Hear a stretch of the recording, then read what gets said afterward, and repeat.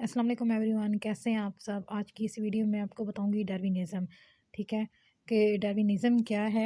डार्विनिज़्म एक एवोल्यूशन की थ्योरी है जो कि एक डार्विन साइंटिस्ट था, ये जिसकी पिक दिखाई गई है। ठीक है, इसने दी थी और इसने अपनी थ्योरी में क्या बोला था और इसकी जो है एविडेंस कौन से थे और इस थ्योरी के ऊपर क्रिटिसिज्म कौन सा है। ठीक है, इसके बारे में मैं आज आपको इस वीडियो के अंदर बताऊंगी। तो वीडियो को स्टार्ट करने से पहले मेरे चैनल को सब्सक्राइब करें और अगर वीडियो अच्छी लगी तो इसको लाइक करें एंड शेयर करें। तो चलें आए आगे फर्दर इंफॉर्मेशन जो है इस थ्योरी के बारे में उसको कंटिन्यू करते हैं। तो यहाँ पे सबसे पहले जो डार्विनिज़्म है, ठीक है, इसको डार्विन थ्योरी कहते हैं। ठीक है, क्योंकि इसने नेचुरल सिलेक्शन के बेस पे जो थी वो थ्योरी दी थी। इसमें ये कहा गया था कि कुछ जो ऑर्गेनिजम्स होते हैं, ठीक है, या कुछ एनिमल्स या कुछ प्लांट्स, ठीक है, मतलब जो हमारे एंसेस्टर थे या जो मतलब बहुत ही पुराने थे, ठीक है, उनके अंदर या फिर हम ये कह सकते हैं वो इन्फीरियर थे। ठीक है, तो उनमें क्या हुआ था कि उनमें कुछ चेंजेस आए थे। ठीक है, और वो एक न्यू और कॉम्प्लेक्स फॉर्म में चेंज हो गए थे। ठीक है, जो कि आज हमें नज़र आती है, जो कि हम प्रेजेंट फॉर्म है यहाँ पे। ठीक है, और वो जो एंसेस्टर थे वो क्या है, वो ऐसा-ऐसा एलिमिनेट हो गए हैं क्योंकि उनके अंदर जो कैरेक्टरिस्टिक्स थी ना, ठीक है, वो ख़त्म हो गई थी एनवायरनमेंट को फेस करने के लिए। तो अब यहाँ पे बाकी इस सब चीज़ की समझ जो है ना वो आपको फर्दर वीडियो देख के आएगी कि डार्विन थ्योरी के बारे में जब हम देखते हैं तो सबसे पहले ये किसने दी है, ये चार्ल्स डार्विन ने दी है। ठीक है, और चार्ल्स डार्विन जो था ये एक इंग्लिश नेचुरलिस्ट था। ठीक है, इसने 19वीं सेंचुरी में बहुत सारे बायोलॉजिस्ट को जो था वो अपनी तरफ मुतवज्जो किया था क्योंकि इसने जो थ्योरी दी थी उसकी बेस पे। इसके अलावा इसने क्या किया था कि एचएमएस बीगल के साथ इसने एक वॉयज किया था, सफ़र किया था। ठीक है, उस सफ़र में ये मतलब बहुत सारे आइसलैंड पे गया था, जहाँ पे ये गैलापागोस आइसलैंड पे भी काफ़ी देर रुका था और वहाँ पे इसने काफ़ी सारी चीज़ों को सर्च किया था, काफ़ी सारी चीज़ें देखी थी। और फिर जब वहाँ से वापस आया था तो उसने बहुत ज़्यादा ईयर्स जो है उसके ऊपर वर्क डन किया और वर्क डन करने के बाद, ठीक है, फिर उसने जो है वो बुक्स लिखी थी और उनमें अपनी जो थ्योरी है वो दी थी। और ये जो आपको पिक नज़र आ रही है ये डार्विन की पिक है। ठीक है, अब इसके पोस्टुलेट्स के बारे में देख लेते हैं कि इसके कौन-कौन से पोस्टुलेट्स हैं। इसने सबसे पहले बोला कि जियोमेट्रिक इंक्रीज़ होता है। अगर यहाँ पे जो रिप्रोडक्टिव स्ट्रेस है, ठीक है, और रिप्रोडक्टिव एबिलिटी है, उन दोनों को बताया गया है कि अगर जियोमेट्रिक इंक्रीज़ होता है, ठीक है, अगर एनवायरनमेंट फ़ेवर कहा जाता है रिप्रोडक्शन को, तो क्या होगा कि कितने लेवल तक पॉपुलेशन जो है वो इंक्रीज़ हो जाएगी। अगर एनवायरनमेंट का जो स्ट्रेस है वो कम ना हो, ठीक है। और इसके बाद जो सेकंड चीज़ इसने बोली थी कि अगर ज़ाहिर-सी बात ऑर्गेनिज़म्स की जो रिप्रोडक्टिव एबिलिटी अगर वो ज़्यादा है, वो बहुत ज़्यादा रिप्रोड्यूस करेंगे ऑफ़स्प्रिंग, तो उनके लिए फूड एंड स्पेस दोनों की जो है वो लिमिटेशन हो जाएगी। इसके अलावा उसने बोला था कि स्ट्रगल फॉर एक्जिस्टेंस, रहने ज़िंदा रहने के लिए जो है वो स्ट्रगल करनी पड़ती है। इसके वेरिएशंस के बारे में बताया था कि रिकॉम्बिनेशंस के बारे में बताया था। अगर उनके पास वेरिएशंस नहीं होंगी, रिकॉम्बिनेशंस नहीं होंगे, तो उनका सर्वाइव कर पाना जो है वो मुश्किल हो जाएगा। इसके अलावा इसने natural selection and survival fitness के बारे में भी जो है इन्फॉर्मेशन दी थी और इनहेरिटेंस, जेनेटिक्स को इसने बयान करने की कोशिश की थी। ठीक है, और साथ में इसने स्पेसिफिकेशन बताया था कि किस तरह जो स्पीशीज़ हैं वो डेवलप हुई हैं। ये आपको फर्दर जो है उसमें इन्फॉर्मेशन में मिल जाएगा। ये डार्विन की जो है 3 बुक्स हैं, ठीक है, हमें इस एवोल्यूशन के बारे में इन्फॉर्मेशन जो है वो सारी की सारी प्रोवाइड करती हैं। अब हम बात करेंगे जियोमेट्रिक इंक्रीज़ में, जो कि इसका पहला पोस्टुलेट था।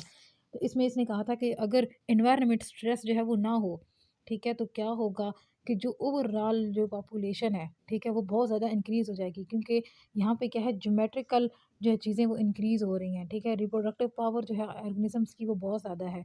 तो अगर इनको कोई चीज़ ना रोके, कोई एनवायरनमेंट का स्ट्रेस ना हो, कोई टेम्परेचर का स्ट्रेस ना हो, ठीक है, या कोई भी चीज़ का स्ट्रेस ना हो, तो क्या होगा कि ये ज्योमेट्रिकली इंक्रीज़ करेंगे और इतना ज़्यादा इंक्रीज़ कर जाएँगे कि मतलब ना उनके रहने के लिए जगह मुकम्मल तौर पे कम हो जाएगी। जैसे कि इसने पैरामीशियम की एग्ज़ाम्पल दी है, पैरामीशियम डिवाइड करता है 24 आवर में, ठीक है, बहुत ज़्यादा मर्तबा जो है ना बाइंडर फिशन के थ्रू ये करता है, डिवाइड करता है। और अगर इसको मतलब ऐसे ही छोड़ दिया जाए, ठीक है, तो ये 10,000 टाइम्स जो है ना वो ज़्यादा अर्थ के ऊपर स्पेस जो है उसको कवर कर लेगा क्योंकि इस ये इतनी ज़्यादा तादाद में जो है ये रिप्रोड्यूस करता है और बहुत जल्दी-जल्दी जो है ना बाइंडर के थ्रू अपने जैसे ऑर्गेनिज़म्स जो हैं उनको बना लेता है। ठीक है, इसी तरह सी स्टार फिश जो है उसकी भी एग्ज़ाम्पल दी जाती है, एलिफेंट्स की भी एग्ज़ाम्पल दी जाती है कि कुछ अरसे बाद या कुछ टाइम बाद क्या होगा कि अर्थ जो है वो सिर्फ़ जस्ट एक ही स्पीशीज़ से कवर हो जाएगी। ठीक है, तो फिर उनके लिए जो है बहुत ज़्यादा मसले मसाइल पैदा हो जाएँगे। जैसे कि सबसे पहले हम यहाँ पे देखते हैं सबसे पहली जो प्रॉब्लम आएगी इनको, ठीक है, वो आएगी फूड की। ठीक है, फूड की इनको प्रॉब्लम आएगी और साथ में स्पेस की आ जाएगी। जब इतनी ज़्यादा ऑर्गेनिज़म्स हैं, इतने ज़्यादा मल्टीप्लाई हो रहे हैं, तो उनके लिए फूड जो है वो लिमिटेड हो जाएगी, वो ख़त्म हो जाएगी अर्थ के ऊपर, ठीक है। इसके अलावा जो अर्थ की कैरिंग कैपेसिटी है, ठीक है, वो ख़त्म हो जाएगी, एनवायरनमेंट उनको कैरी नहीं कर पाएगा। और इसके अलावा उनके पास जो स्पेस है, वो जो जगह है, वो सारी ख़त्म हो जाएगी, ठीक है। तो काफ़ी ज़्यादा जो है ना वो प्रॉब्लम्स जो हैं वो फेस करनी पड़ेंगी। ठीक है, तो ये था लिमिटेड फूड एंड स्पेस। उसके बाद देखते हैं स्ट्रगल फॉर एग्जिस्टेंस, कि अंदर रहना है तो उनको स्ट्रगल करनी पड़ेगी, और रहेगा सिर्फ वही जिसके पास अच्छी कैरेक्टरिस्टिक्स होंगी, ठीक है, जो compete कर सकेगा एनवायरनमेंट के साथ और दूसरे स्पीशीज़ के साथ। अब ये दूसरे स्पीशीज़ के साथ कैसे compete करना है, तो यहाँ पे हम कंपटीशन के बारे में बताते हैं कि लिविंग ऑर्गेनिजम्स जो होते हैं उनके दरमियान कंपटीशन होते हैं। तो कंपटीशन जो है वो इंट्रा स्पेसिफिक भी हो सकता है और इंटर स्पेसिफिक भी हो सकता है। अगर इंट्रा स्पेसिफिक है तो इसमें क्या होता है कि सेम स्पीशीज़ के दरमियान जो कंपटीशन होता है, ठीक है, जैसे कि वो मेट्स के लिए हो सकता है, वो फीड के लिए हो सकता है। जैसे कि अगर 2 डॉग्स के दरमियान कंपटीशन है, 1 पीस ऑफ मीट एक है, लेकिन उन दोनों में से कोई एक डॉग उसको खा सकता है, तो वो दोनों क्या करेंगे, वो आपस में compete कर रहे होंगे, ठीक है। इसी तरह इंटर स्पेसिफिक में अगर देखा जाए तो बिटवीन डिफरेंट स्पीशीज़ में आ जाता है, जैसे कि हम कहते हैं प्रेडेटर एंड प्रे, ठीक है। इन दोनों के दरमियान कंपटीशन आएगा, या प्रेडेटर बचेगा तो या फिर प्रे बच जाएगा, लेकिन एक को फ़ायदा होगा और एक को नुकसान होना लाज़मी है। तो उसके बाद जो नेक्स्ट है वो है एनवायरनमेंटल, ठीक है, स्ट्रेस या एनवायरनमेंटल के जो चेंजेस हैं, ठीक है, वो सारे के सारे इसमें आ जाते हैं। अगर एनवायरनमेंट जो है, अगर उसमें हीट ज़्यादा है या कोल्ड बहुत ज़्यादा सर्दी है या बहुत ज़्यादा ड्राइनेस है, ड्राउट है, या फिर वहाँ पे बहुत ज़्यादा सैलाब वगैरह आते हैं, अर्थक्वेक आते हैं, या वहाँ लाइट इंटेंसिटी जो है वो हैवी है, तो क्या होगा कि उसकी वजह से भी एनिमल्स जो हैं उनको अफेक्ट होगा, स्पीशीज़ को अफेक्ट होगा, और उनमें से बहुत ज़्यादा जो है उनकी डेथ हो जाएगी। सर्वाइव सिर्फ वही करेगा जो फिट होगा, जिसके पास अच्छी जो है वो क्वालिटीज़ होंगी, जैसे कि सेक्सुअल रिप्रोडक्शन देखी जाए अगर, ठीक है, तो जो कॉक जो जिसके ऊपर जो ब्यूटीफुल कॉम होंगी, ठीक है, और वो पावर में भी ज़्यादा होगा, उसके ऊपर प्लूमेज भी ज़्यादा होगी, तो उसको क्या होगा, उसके साथ जो है ना, ठीक है, वो रिप्रोड्यूस करने के लिए रेडी हो जाएंगी, ठीक है, वो उसके साथ कॉपुलेट करेंगी, क्योंकि उसकी जो अपरेंट क्वालिटीज़ हैं वो बहुत ज़्यादा अच्छी हैं। उसके बाद हम देखते हैं वेरिएशंस। वेरिएशंस जो है ना ये भी एक इम्पॉर्टेंट चीज़ है। तो वेरिएशंस में सबसे पहले जो हम चीज़ देखेंगे वो यहाँ पे आ जाती है वेरिएशंस मोनोज़ाइगोटिक, ठीक है? यानी ये कि अगर ट्विन्स हैं, ठीक है? 2 इंडिविजुअल्स हैं, हम कहते हैं कि ये ट्विन्स हैं और ये ज़ाइगोटिक हैं, तो इसके बावजूद उनके अंदर जो है कॉम्बिनेशंस प्रेज़ेंट होंगे। हमें पता है कि क्रोमोज़ोम जब होते हैं, ठीक है? जब वो मतलब मेटाफ़ेज़ प्लेट पे अरेंज होने से पहले उनमें क्या होता है, सिनेप्सिस होती है, और उस दौरान उनके जो पार्ट्स होते हैं वो एक्सचेंज होते हैं, जिसकी वज़ह से क्या होता है कि हर जनरेशन में, हर ऑफ़स्प्रिंग में क्या होता है, रिकॉम्बिनेशंस आते हैं। तो क्या होगा, उनके अंदर रिकॉम्बिनेशंस होंगे, वो टोटली एक दूसरे के सिमिलर नहीं होंगे, बल्कि उनमें कुछ डिफरेंसेस जो है ना वो भी प्रेजेंट होंगे।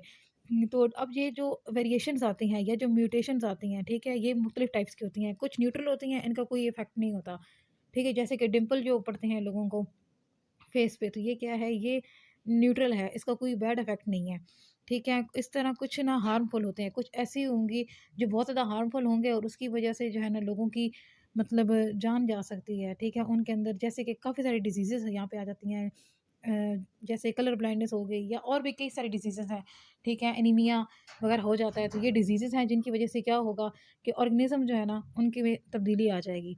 और उसके बाद कुछ हम यूज़फुल जो है उसको देखिए, कुछ ऐसी न्यूट्रिशंस हैं, ठीक है, जो कि बहुत ज़्यादा यूज़फुल होती हैं, ठीक है।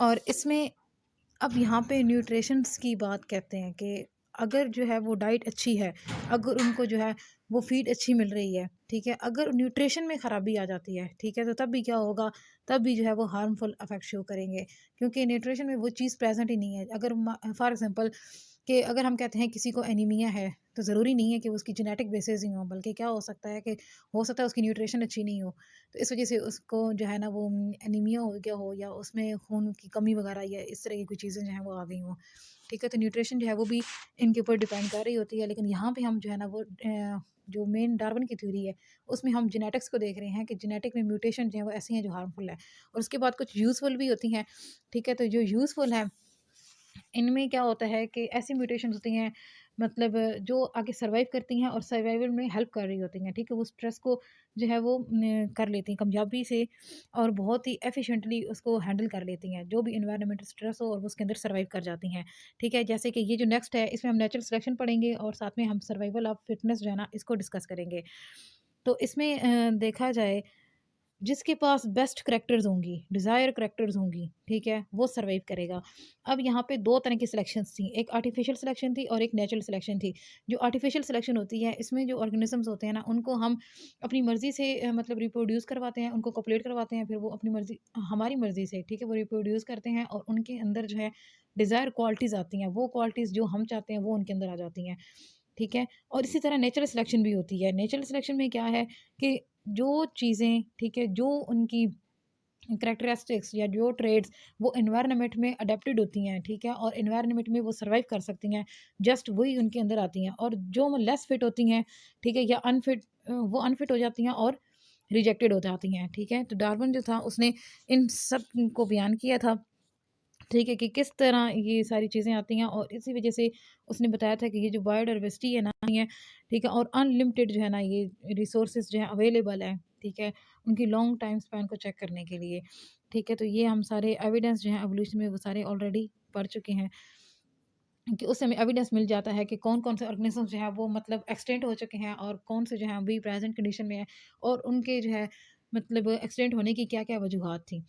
उसके बाद इनहेरिटेंस जो है ना यूज़फुल वेरिएशंस की उसके बारे में पढ़ेंगे। तो डार्विन जो है उसने क्या किया था, उसने इंडिविजुअल्स कुछ सेलेक्ट कर लिए थे, ठीक है, और उनके अंदर उसने कुछ वेरिएशंस जो है ना उनको चेक कर लिया था, ठीक है। तो उसने बोला था कि ये जो वेरिएशंस होती हैं, ठीक है, वो ऑफ स्प्रिंग्स के अंदर जो है वो आगे ट्रांसफ़र होती रहती हैं, जनरेशन ऑफ जनरेशन जो है वो ट्रांसफ़र होंगी।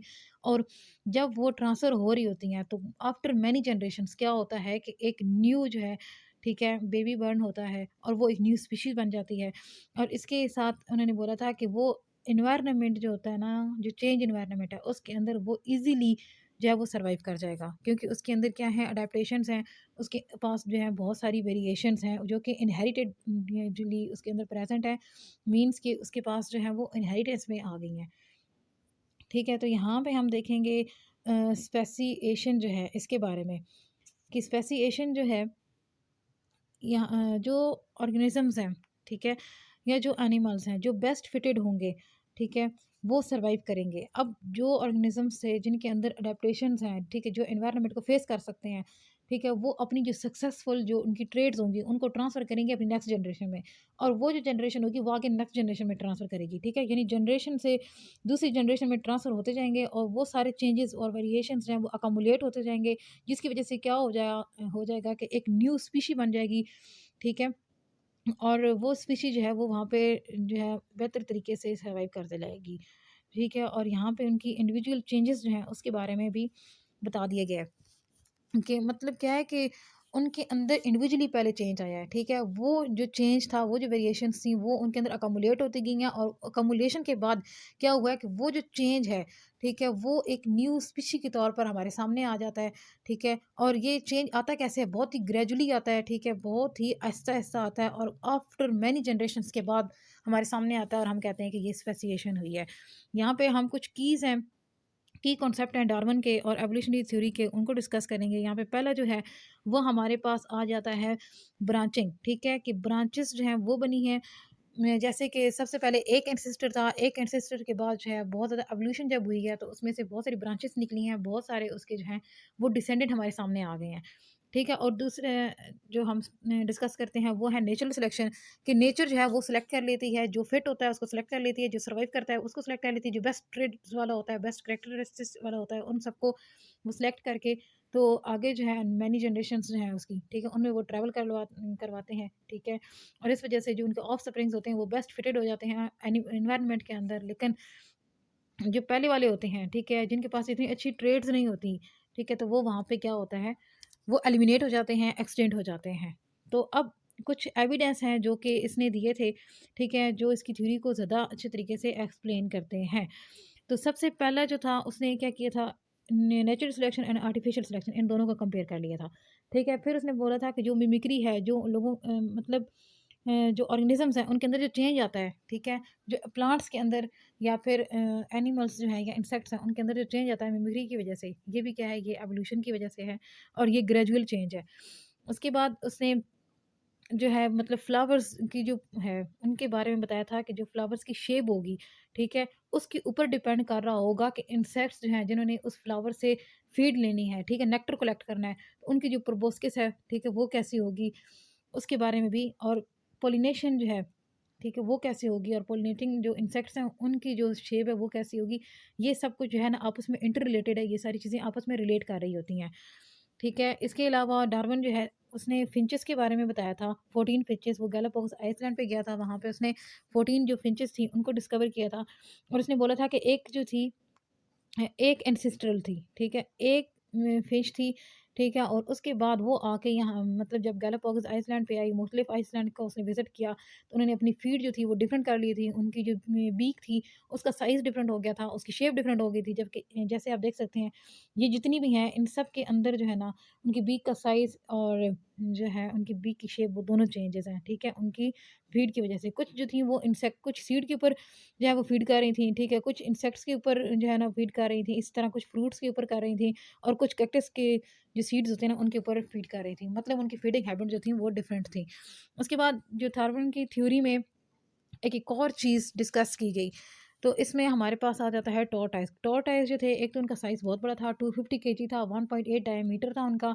और सेकंड चीज़ जो उसने देखी थी कि उनकी नेक में, ठीक है, ये देखें, इसकी नेक बहुत छोटी है और उसकी नेक बहुत बड़ी है। उसने बोला था कि जिनकी नेक छोटी है वो वेट एरिया में रहते हैं, उनको फ़ीड के लिए मतलब ज़्यादा जो है तरद्दुत नहीं करना पड़ता, ठीक है? इस वज़ह से उनकी जो नेक थी वो शॉर्ट रह गई।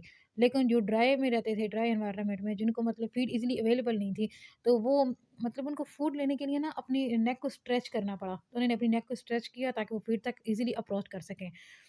तो ये भी उसने स्टडी किया था। अब हम वो एविडेंस पढ़ेंगे जो कि डार्विन की थ्योरी के अगेंस्ट हैं, ठीक है? जो मतलब उसके आप ये कह सकते हैं ड्रॉबैक है।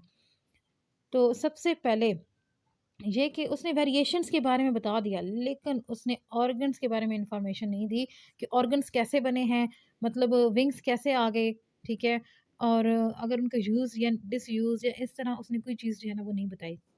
सही। उसके बाद जो वेस्टिजियल ऑर्गन्स हैं, ये कैसे आए हैं, कहाँ से आए हैं, इनकी इनहेरिटेंस क्या कहती है, ये क्यों आते हैं बॉडी में? तो इसके बारे में वो कोई इन्फॉर्मेशन नहीं दे पाया था। ओवर स्पेशलाइज़ेशन के बारे में वो कोई इन्फॉर्मेशन नहीं दे पाया। जैसे एंटेलर ऑफ डियर है, ठीक है? या टस्क ऑफ एलिफेंट्स हैं, ठीक है? या मैमथ है। तो उसने बोला था कि अब इनकी ये कैरेक्टरिस्टिक्स थी, इन कैरेक्टरिस्टिक्स की बेसिस पे वो एलिमिनेट नहीं हुए, बल्कि वो तो एलिमिनेट हुए हैं एनवायरनमेंटल स्ट्रेस की वजह से। हो सकता है वहाँ पे कोई मैग्मा आया हो, कोई लावा वगैरह आया हो, जिसकी वजह से क्या है वो मतलब एक्सटिंक्ट हो गए, या कोई और एनवायरनमेंटल स्ट्रेस आया हो, कोई सैलाब वगैरह आ गया हो, इस वजह से वो मर गए हैं। बल्कि वो इस वजह से नहीं मरे कि उनकी कैरेक्टरिस्टिक्स जो हैं वो ख़राब थी, ठीक है? या वो लेस अडैप्टिव थी या उनका यूज़ नहीं था। तो इस वजह से भी ये भी इसका ड्रॉबैक था, वो उस चीज़ को एक्सप्लेन नहीं कर पाया था।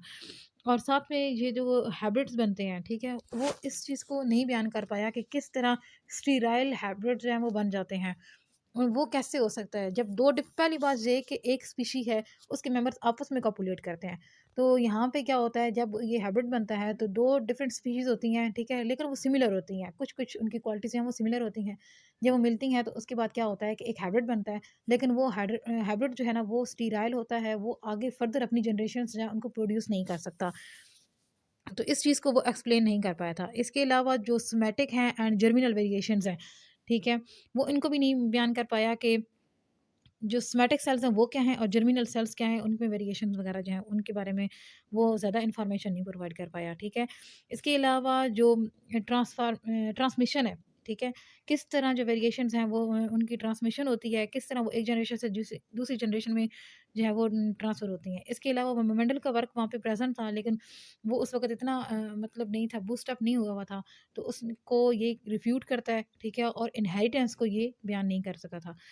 और यही वजह है कि उसके बाद एक और थ्योरी दी गई थी जिसको हम कहते हैं न्यू डार्विनिज़्म।